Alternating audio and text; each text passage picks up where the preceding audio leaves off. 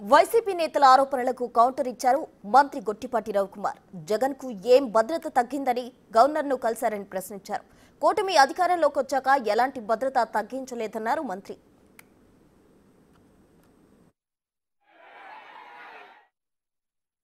మళ్ళీ వాళ్ళ నిన్న కోడ్లో నువ్వు బయటకు వచ్చావు. ఒక ముఖ్యమంత్రిగా పనిచేసిన వాడివి కోడ్లో వెళ్ళకూడదనే విషయాన్ని నీకు తెలియదా? అది కూడా తెలియకుండా నువ్వు ముఖ్యమంత్రిగా ఏ విధంగా పనిచేసావు? మిర్చి రైతుల గురించి వాళ్ళు నువ్వు మాట్లాడే అర్హత ఎక్కడ ఉంది నీకు? ఆ రోజు నువ్వే కదా ఎంఎస్పీ రేటు 7,000 రూపాయలు అని చెప్పి ఇచ్చింది.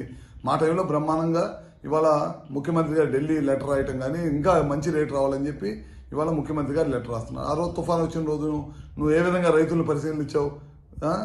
పరామర్శకు వచ్చి నీకు గ్రీన్ కార్పెట్ వేసుకొని గ్రీన్ కార్పెట్ మీద బెంచ్ కట్టుకొని బెంచ్ మీద నుంచొని రైతులను పరామర్శించిన ముఖ్యమంత్రి ఎవడన్నా ఉన్నాడు ఈ దేశంలో అంటే నువ్వే.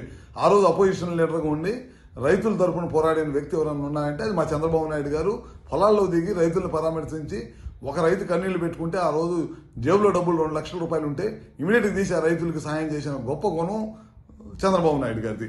ఇవాళ నువ్వు అన్నీ కూడా మోసపూర్వమైన పనులు చేయటం, నాకు సెక్యూరిటీ అబద్ధపు హామీలు, అబద్ధపు మాటలు, పొద్దున్న లేచిన దగ్గర నుంచి ప్రభుత్వ పనితీరు మీద బురదేయటం తప్పక నువ్వు చేసింది ఏమన్నా ఉందని చెప్పి మరొకసారి తెలియజేసుకుంటూ ఇంకా నువ్వు ఆత్మపరిశీలన చేసుకోవాలి.